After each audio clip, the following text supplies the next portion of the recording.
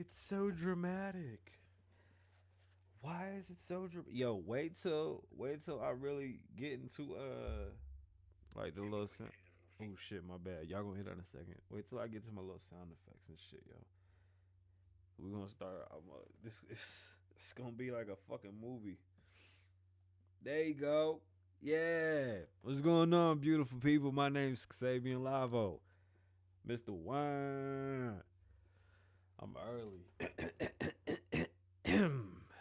My name's Kasabian Lavoe. Welcome to the Kasabian Lavoe Show, where we're live in the studio where I'm recording my podcast. So if this is your first time watching, that's what's happening here. It's a live rend. I'm bringing you to work, and we're working. What up, Loner? I see you. I see you've left YouTube. You're so funny. You're so funny. The JVP boys, or whoever the boys are now, right? Me. Oh, I need one of them too. Me. Hey, is my mic popping? How my mic sound? My mic sound nice. Mic check. Mic check. 1, 2. What is this? All right. Today's show should be a good one. There's lots going on. Let's talk about some things. We're gonna talk about some other things, and then we're gonna talk about some other things. Canelo had a fight. He did very, very well. Elon was on SNL. If you haven't heard about him, he's this guy that makes cars. Seth Rogen isn't fucking with James Franco anymore, which is kind of weird. And there's a lot of turmoil going on in the world, and I'd like to talk about it, at least briefly. And some hackers did something that's pretty shitty. All this and more coming up next. Let's just get the show started. Oh, I like how I did that. Y'all like that? What that motherfucker? I'm sorry. I get into my shit. Like, the evolution and the growth of the show is what makes it good.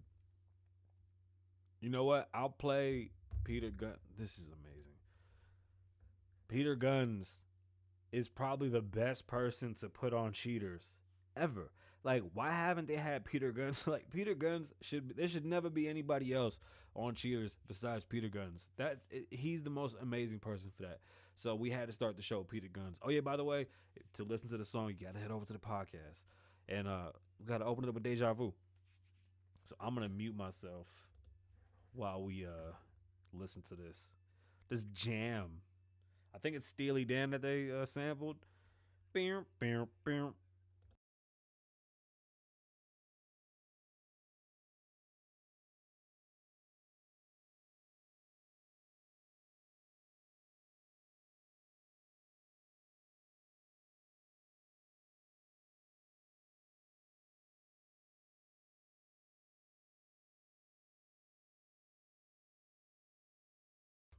He's amazing. My wife would kill me if she heard this.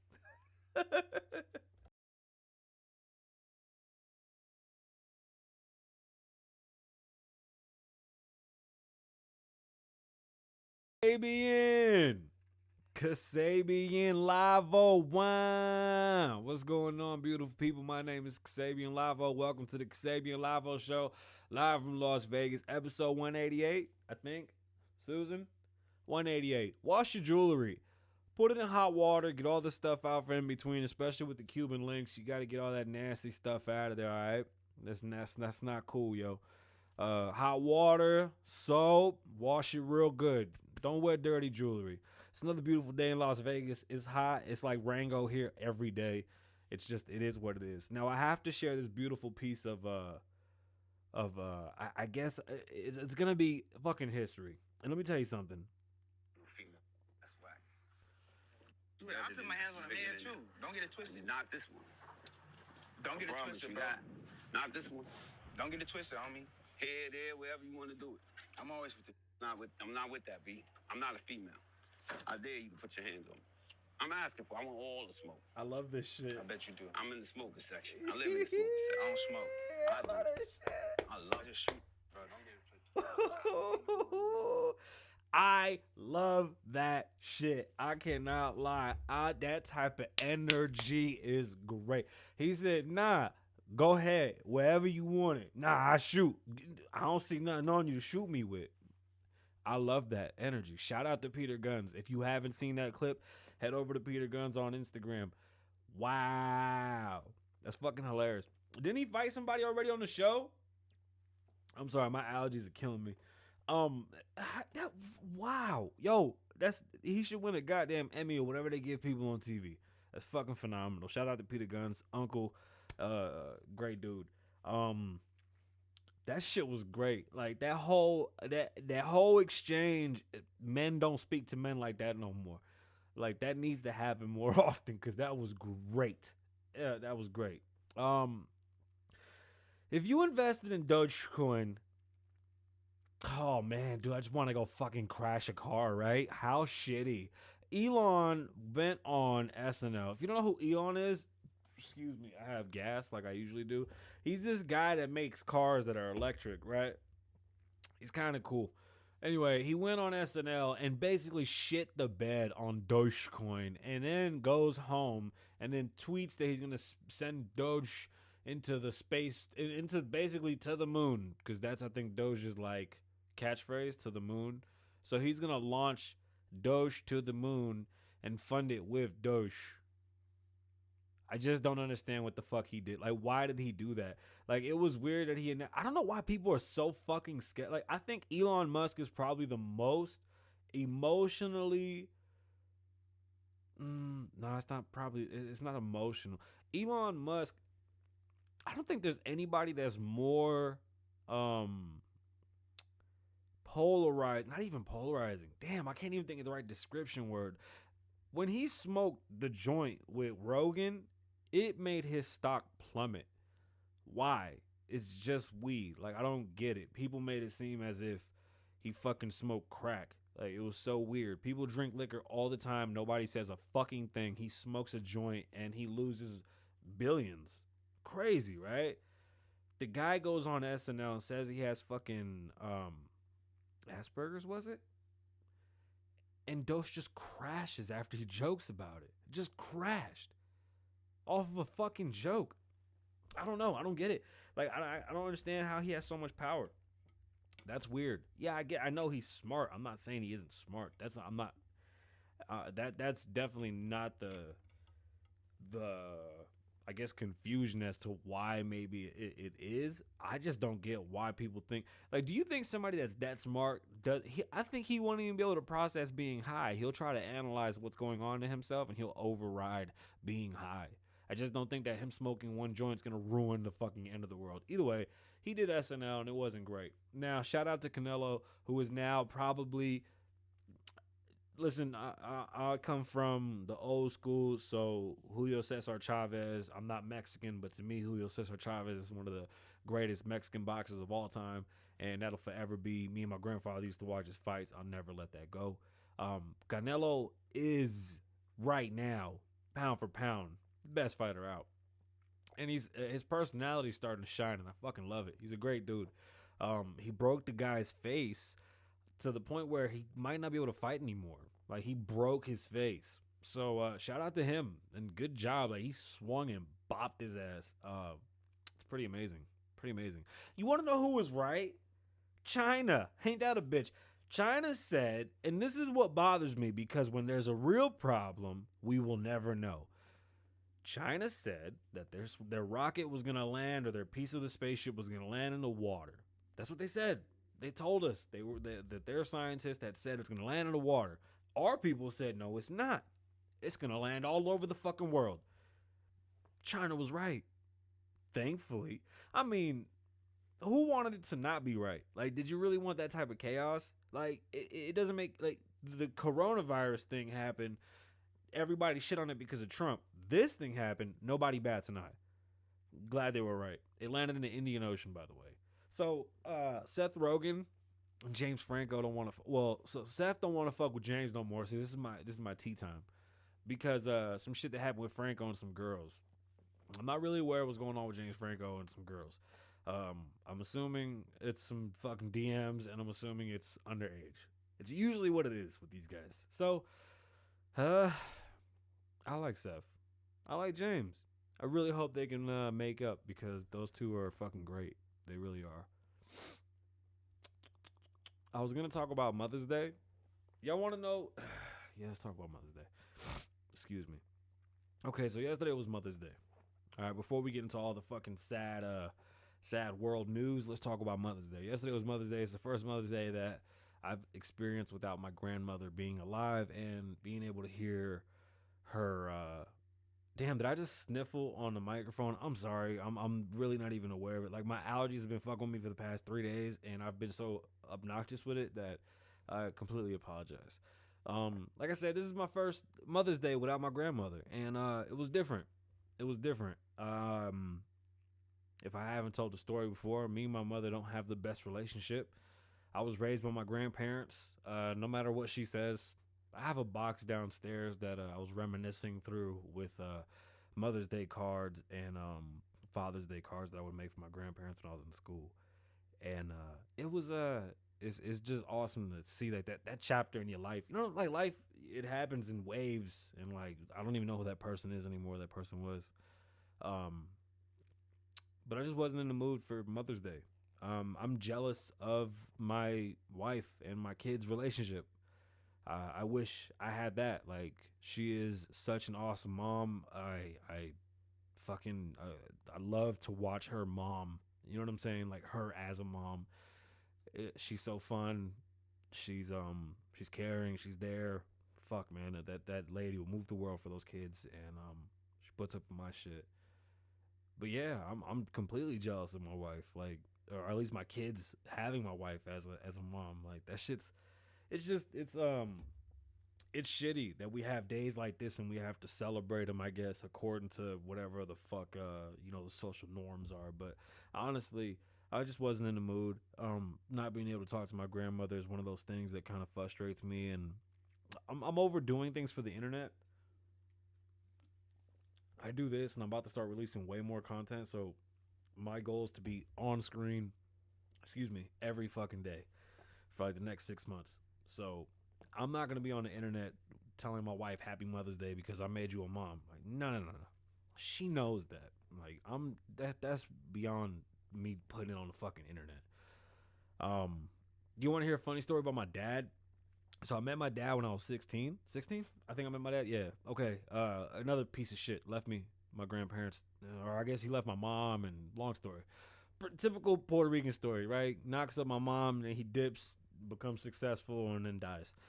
End of story. So I meet him when I was 16. He comes to Vegas. He talks to my grandparents, says he wants to come out here and start a new life and shit like this. And my grandparents like, yeah, sure, why not? You know, my grandfather was skeptical, but nonetheless, he lets him come and stay with us here in Vegas. Mind you, we lived in like a shitty little rinky-dink apartment, bro. It was like 600 square feet, right? I remember, let me tell you the first time I felt jealous, and not jealous, maybe I think it was the first time I really felt sad, was when Floyd Mayweather was rollerblading in his closet, and he said he had 1,000 square foot closet, and I lived in a 600 square foot apartment. Like, it hurt my feelings so bad. I never felt so sad for my family and myself. I was like, oh my God, I have to do better. And I did. Bought houses after that, all right? Anyway, back to my dad's story. So I meet my dad. He comes to Vegas.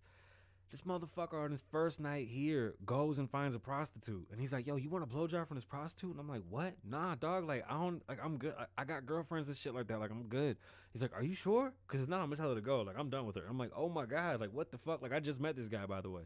Like, this guy's my father. Don't really know him much, but this is how we started off, right? All right, cool. So he comes out here to Vegas or whatever, meets this prostitute, does his thing. Bro, this motherfucker's gone for the first week that he's out here. Just gone. Dips. Fucking casinos, doing drugs, who knows what. Like, a week later, he pops up. He goes, hey, you know what? This ain't going to work for me. I'm just going to go back. That was it. That's the story of my pops. I shit you not. Perth and Boys finest. Motherfucker came out here to Vegas, dog, and literally just hung out with a prostitute for 2 weeks. That's how you meet your son. And then he died when I was 18. Boom, boom, shitty story. Let's have some. Damn, there's like nothing good to talk about. Yo, okay, so listen, we started watching 60 Days In, and we got back to season 1 because it was all scattered. For some reason, the shit's all broken up, right? So we're on season 1 now. I don't like season 1. The cast is fucking dry as shit. Season 2 was lit. I fell in love with the characters. I think that was great character development. I could watch a sitcom with them pretty much like forever and ever. Like, I think they're fucking hilarious. But anyway, we're on season 1 now. Now I'm fucking invested. Me and fucking Mandy are in this shit, and we're watching. And I'm gonna tell you something. When the dude that fought old boy because of his tater tots, I'm this close to making a shirt that says, "Don't you take my tater tots," because that shit was great. And if you haven't watched 60 Days In, listen, go watch it. I stumbled upon this shit when I first started watching it. I thought it was just a regular jail documentary. I didn't realize it was regular people put in jail. Like, that shit was crazy to me. It blew my fucking mind. Like, I was like, oh my God, what? These are regular people? This shit is nuts. I couldn't fucking believe it. I really couldn't. Go watch it. We're on season 1. I'm going to recap it all the time. I'm always going to come back and recap it. It's probably one of the dopest shits I've ever seen. What else? What else is going on? I want to break up the minutia. Nothing good happened. Israel launched rockets. It's been popping in the Middle East again. It's been very active since our new president has been in office, and it's not been good. By no means. By no means. A lot of violence, a lot of fucking senseless deaths, and it seems like the peace is gone. Israel is definitely going to defend themselves, and I don't even know how to talk about this because I feel like if I speak on it, I'm going to speak on the wrong side. Let's pray for peace. Israel and Jerusalem are having... it's the Holy Land War. I mean, these are holy wars. The great thing about America is the diversity here, right? This is the only place in the world where your religion is yours. Like, you can be what you want to be. There's many places in this world that aren't. There's many places that don't even have differences. Like, this might be the only place where you can walk door to door and have different religions literally living door to door. And it's not the case in many places. A lot of doctors have spoken on mental health and what's going on in America right now, and unfortunately, we're coming into a time of violence, and it's not good. We had 9 mass shootings over the weekend, 15 people dead, 30 wounded. I think a mass shooting is anything over 4 people. So unfortunately, the term sounds very, very, it's disgusting either way, but just to give context as to what mass shooting means. And it's sad that this is upon us, but a lot of doctors have come out and said, people are going through things. There's a lot of depression. Talk to friends. Reach out, man. Ask how people are doing. Times are hard. I know I have some hard times. I get down on myself. Like, this shit is not easy, man. These fucking number games that we play with ourselves, it's difficult. And outside's open, but I don't even know how open it is. Like, I can't wait to really enjoy, I guess, normalcy. And then how do we get back to normal? Can I be honest? I don't even know if I can get back to normal. I'm starting this stupid fucking weight loss bullshit that I'll be posting, and I fucking put on jeans for the first time in like a year and a half, a week ago. Just being honest. Like dress pants are different, but still, like, we've all put on weight. A lot of us have. I can't say we all. Some people have actually found themselves, and unfortunately, I wasn't those people. Like, I've been eating like shit. I can't get my feet under me. I'm running like crazy. Like, my fucking stamina for running is through the roof. But I mean, I'm sure we're all going through the same struggles. I don't want to bring that conversation to here, but how do we get back outside? Like, how do we re-submerge, I guess? I don't know, because, like, first off, I'm not even good at outside anyway. Like, I only go outside for work. I turn off. I'm so bad with people. I made eye contact with somebody. Like, this dude, I promise you, he said nothing wrong to me at the store, but because I'm just the way that I am, the way he sounded, I snapped. My daughter's like, "Dad, chill." He ain't even say nothing bad. Like, how do we get back? How do we get back? I'm trying to work on looking at this little thing right here. I got a marker on the camera so that it doesn't look like I'm looking up. For some reason, I feel like I got to look up, and I look fucking crazy. So I'm trying to practice my camera eyes, especially because we've been doing this fucking talking head on the 4K. Let me tell you something. We got to talk about mental health. It's always good to have these conversations. Having a camera in front of your face is the most disrespectful shit you could do to yourself. It is the worst fucking drug. It is the worst fucking headache you can give yourself.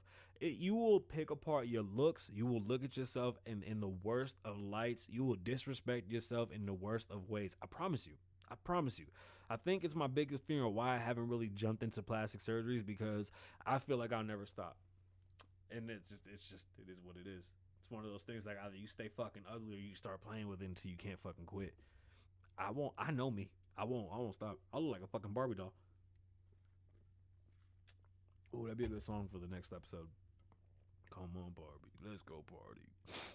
So some hackers shut down a gas and diesel line that moved fuel to the East Coast with ransomware. Not the first time. I guess this has happened before. This is pretty great. The idea that hackers can go in and shut some shit down like this is pretty amazing. I feel like I'm lisping. I've been wearing my teeth trays again, and my teeth all fucked up. Now, if these hackers are really out there shutting shit down in this fashion, imagine what else they could do. Imagine what else they could do. I'm going to leave you guys with that. I'm going to go play video games with my friends. My name is Kasabian. Live in the moment. Don't live in the past. Be safe. Stay dangerous. Lavoe loves you. Wine.